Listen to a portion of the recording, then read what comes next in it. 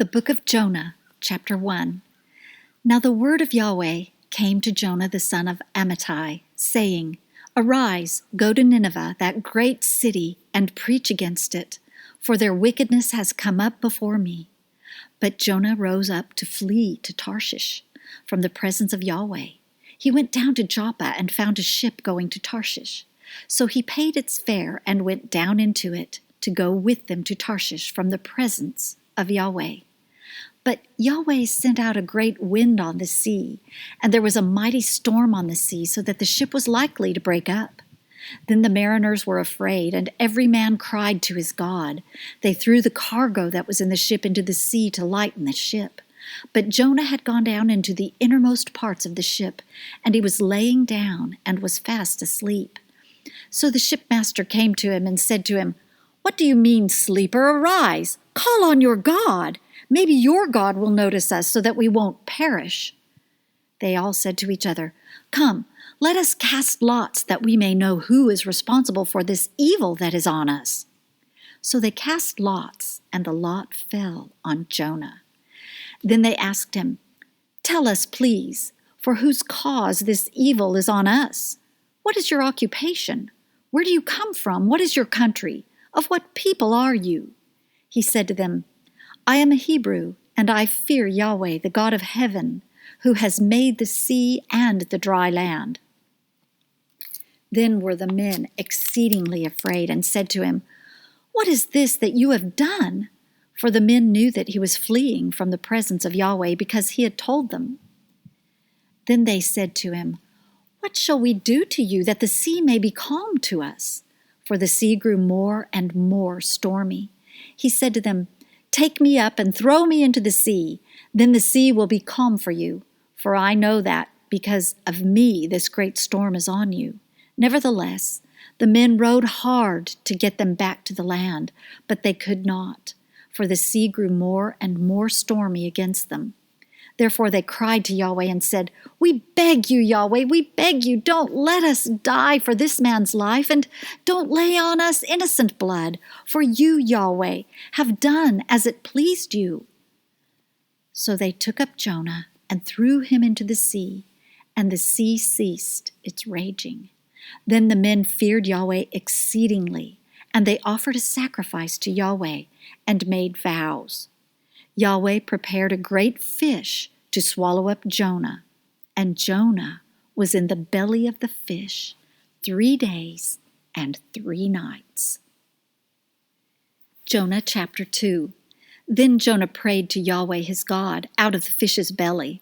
He said, I called because of my affliction to Yahweh. He answered me. Out of the belly of Sheol I cried. You heard my voice.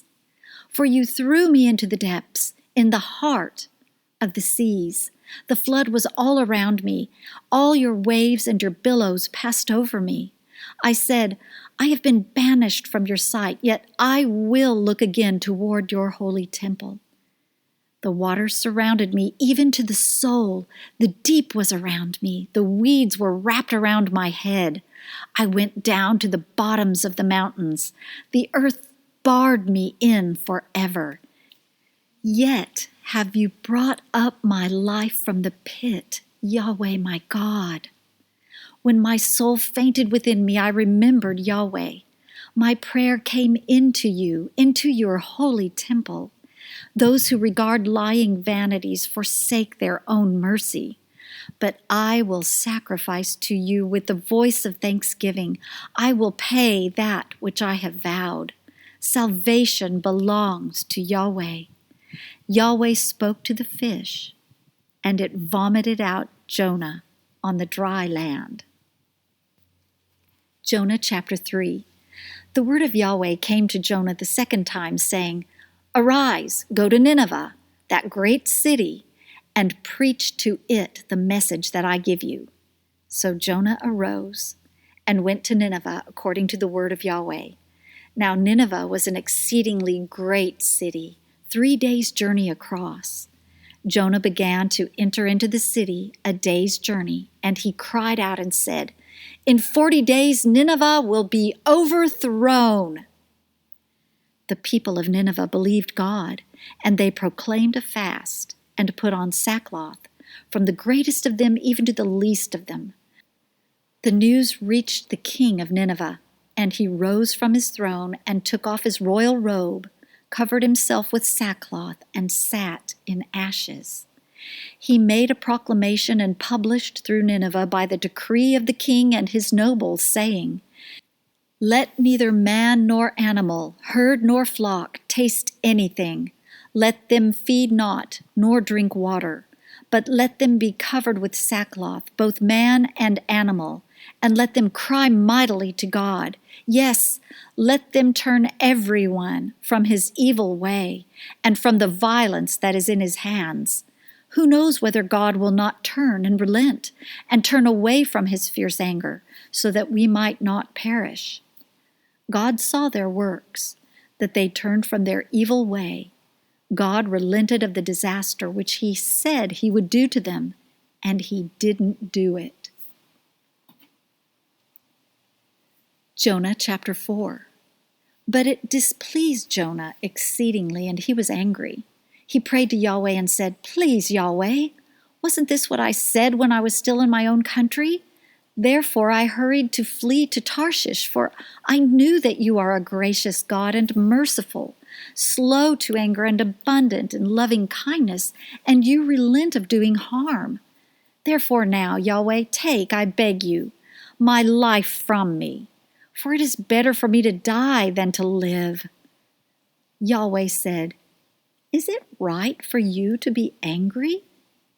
Then Jonah went out of the city and sat on the east side of the city, and there made himself a booth, and sat under it in the shade until he might see what would become of the city. Yahweh God prepared a vine and made it to come up over Jonah, that it might be a shade over his head, to deliver him from his discomfort. So Jonah was exceedingly glad because of the vine.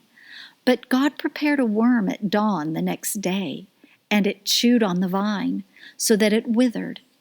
It happened when the sun rose that God prepared a sultry east wind, and the sun beat on Jonah's head, so that he fainted, and requested for himself that he might die, and said, "It is better for me to die than to live." God said to Jonah, "Is it right for you to be angry about the vine?" He said, "I am right to be angry, even to death." Yahweh said, "You have been concerned for the vine for which you have not labored, neither made it grow, which came up in a night and perished in a night. Shouldn't I be concerned for Nineveh, that great city in which are more than 120,000 persons, who can't discern between their right hand and their left hand, and also much livestock?" Amen.